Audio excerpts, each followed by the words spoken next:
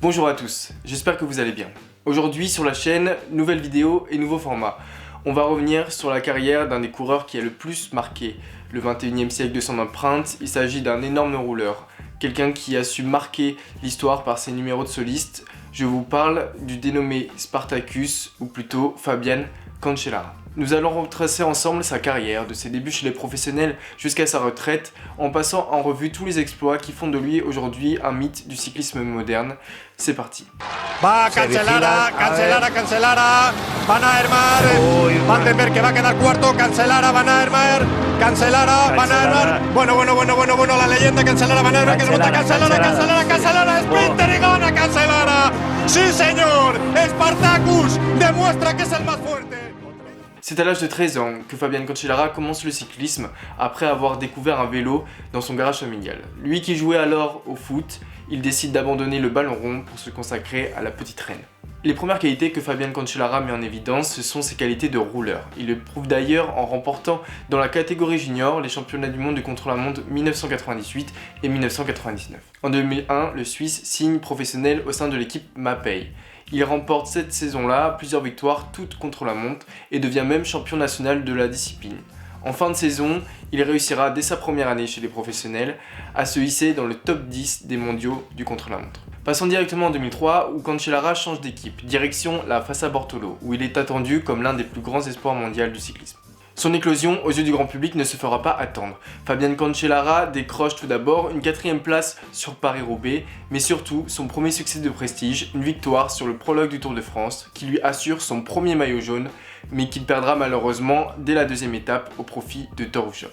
Sa saison en 2005, elle, sera un peu plus contrastée et discrète, mais ça ne l'empêchera pas d'aller remporter quand même une victoire d'étape sur Paris-Nice et aussi une médaille mondiale sur l'épreuve du contre-la-montre. En 2006, Fabian Cancellara signe pour la CSC où on lui attribue un rôle de leader pour les classiques. Il tiendra son rôle à merveille puisqu'après 2 top 10 sur le Tour des Flandres et Gand-Wevelgem, il vient remporter son premier monument, Paris-Roubaix. Lors de cette course, Fabian Cancellara attaque dans le secteur de Canfin en Pével. Derrière lui, ses poursuivants se retrouvent nez à nez avec un passage à niveau fermé, que Van Peteghem, Goussef et Host traversent sans aucune autorisation. Alors que Cancellara, non concerné par cet incident, file vers sa première victoire dans l'enfer du Nord. Sa fin de saison est tout aussi belle, puisqu'il domine largement les championnats du monde de contre-la-montre à Salzbourg en s'imposant devant David Zabriskie et Alexandre Vinokourov. En 2007, il vit une campagne de classique compliquée, mais confirme qu'il est bien le meilleur rouleur du monde en gagnant de nouveau le prologue du Tour de France. Il récidive en remportant la 3e étape dans les rues de Compiègne. Cette étape compte parmi les exploits de Fabian Cancellara puisqu'il sort en solitaire sous la flamme rouge avec le maillot jaune sur les épaules alors qu'il reste encore une échappée. Il n'en fera qu'une bouchée et viendra s'imposer au nez et à la barbe des sprinters.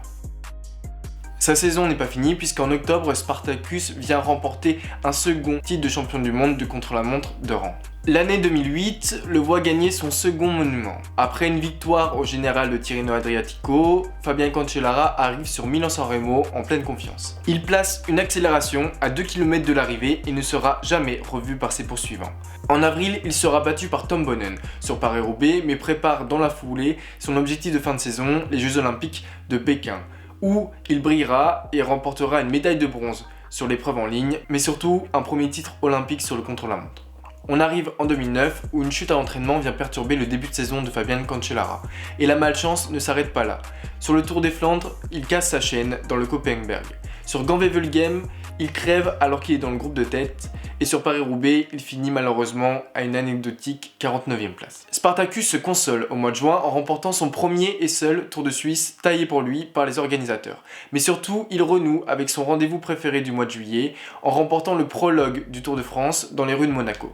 Il récidive sur le Tour d'Espagne où il remporte le prologue et la 7e étape, mais surtout vient retrouver son titre de champion du monde de contre-la-montre en gagnant devant Gustav Larsson pour 1 minute 27 secondes et Tony Martin pour 2 minutes 30. 2010 est une grande année pour Fabian Cancellara. Après un Grand Prix E3 victorieux, il remporte le doublé mythique Tour des Flandres, Paris-Roubaix. En Belgique, Cancellara et Boonen s'isolent dans le Molenberg avant que le Suisse place une accélération monstrueuse assis sur sa selle dans le mur de Grammont, qui scotche le Belge et tous les spectateurs. Il termine la course en solitaire après une énorme démonstration avec 1 minute 15 d'avance sur Tom Boonen. Pour Paris-Roubaix, Cancellara inflige une véritable correction à ses adversaires en sortant à presque 50 km de l'arrivée avant de finir seul en rouleau compresseur sur le vélodrome de Roubaix, avec 2 minutes d'avance sur le Norvégien Thor Hushovd. Cancellara est seul au monde. Dans les semaines qui suivent, de nombreux médias font état de suspicions quant à l'usage d'un moteur dans son vélo durant ses 2 victoires sur le Tour des Flandres et Paris-Roubaix. Fabian Cancellara déclare à ce sujet « Je suis un coureur professionnel et je fais de mon mieux tous les jours. Je sais que j'ai gagné, je sais comment j'ai gagné, les 10 dernières années suffisent à démontrer que je n'ai pas besoin d'un moteur sur le vélo. Le moteur, je l'ai dans mon corps, c'est encore mieux. » Finalement, rien ne sera prouvé et Cancellara ne sera pas inquiété malgré le fait qu'en 2017, l'UCI envisage de relancer une enquête, le dossier est clos. En juillet, le Suisse devient une nouvelle fois le premier maillot jaune du Tour en gagnant le prologue à Rotterdam ainsi que le chrono de la 19e étape. En fin de saison, il vient glaner son 4e et dernier titre de champion du monde de contre-la-montre en Australie devant David Millar et Tony Martin. Si une phrase devait résumer sa saison 2011, c'est souvent placé mais rarement gagnant. Car il finit 2e de Milan-San Remo derrière Mathieu Goss, 3e du Tour des Flandres derrière Nick Nuyens et Sylvain Chavanel, et il sera dauphin de Johan van Severen sur Paris-Roubaix. Il sera aussi placé au championnat du monde, 3e du contre-la-montre derrière Tony Martin et 4e du sprint de l'épreuve en ligne gagné par le Britannique Mark Cavendish.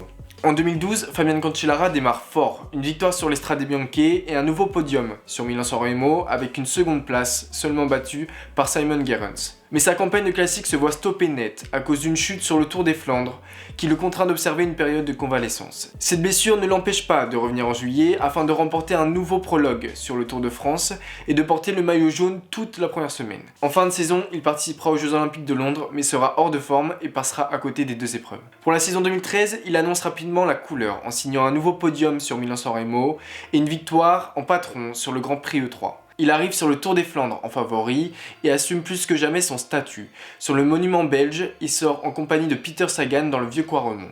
Ensemble, ils rejoignent Jürgen Rollens, alors en tête de la course. Mais le Suisse lâche ses 2 adversaires dans le Paterberg et s'en va seul vers une nouvelle victoire de prestige dans le Tour des Flandres, sa 2e. Cancellara arrive en pleine confiance pour Paris-Roubaix afin de réaliser un nouveau doublé historique. Spartacus attaque à 25 km de l'arrivée pour revenir en compagnie de Zdeněk Stybar sur la tête de course composée de Seb Van Mark et Stijn Vandenberg.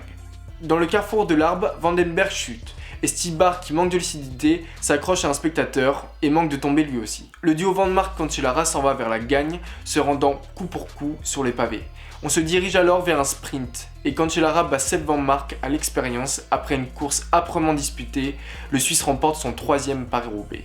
Le reste de la saison de Cancellara sera marqué par une victoire d'étape sur le chrono de la Vuelta et une nouvelle médaille mondiale dans son exercice de prédilection, le contre-la-montre, qu'il finira à la 3e position. La saison 2014 commence encore très bien. Spartacus est battu seulement par Alexander Kristoff sur Milan-San Remo et arrive en Belgique avec l'ambition d'accrocher un 3e Tour des Flandres à son palmarès. Alors que Greg Van Avermaet et Stijn Vandenberg sont en tête après être sortis à 30 km de l'arrivée, Cancellara et Van Mark s'extirpent du groupe de favoris dans le vieux Quaremont et partent en chasse. Ils les rattrapent à la sortie du Paterberg malgré un dernier coup de vis de Van Avermaet. Le quatuor va se jouer la victoire au sprint. Spartacus lance au dernier moment pour faire parler de la puissance et remporte son 3e Tour des Flandres devant Van Avermaet et Van Mark.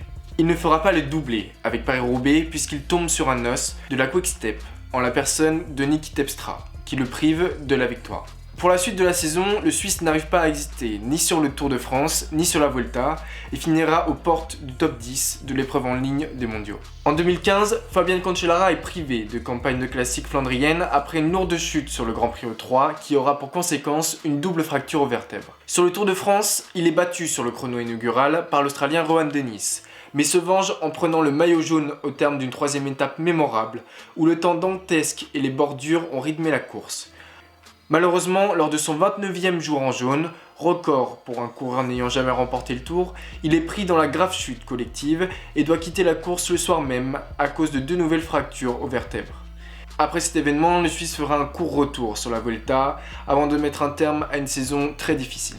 Sa dernière saison chez les pros commence de la meilleure des manières avec une magnifique victoire sur l'Estrade Bianche. Il réalise dans la foulée son meilleur résultat sur Gent-Wevelgem grâce à une 4e place, juste devant Arnaud Démare. Mais le Suisse sera battu par un excellent Peter Sagan sur le Tour des Flandres. Le champion du monde vient remporter son premier monument qui lui tendait tant les bras. Sur Paris-Roubaix, la réussite manque à l'appel et une chute en début de course vient annihiler toutes ses chances de victoire. Enfin, pour le dernier défi de son immense carrière, Fabian Cancellara remporte le titre olympique de contre-la-montre aux Jeux Olympiques de Rio. Il termine sa carrière par une victoire à l'image de son talent immense. Le Suisse clôt un livre qu'il avait commencé à écrire 13 ans plus tôt. Parmi les grands chapitres de son histoire, on compte 3 Tours des Flandres, 3 Paris-Roubaix, 1 Milan-San Remo, 4 titres mondiaux et 2 titres olympiques du contre-la-montre, 7 étapes du Tour, 29 jours en jaune, 3 Grands Prix E3, 11 victoires d'étape et une victoire finale sur son tour national, et un tas d'autres victoires, 87 au total, qui illustrent l'incroyable carrière de Spartacus.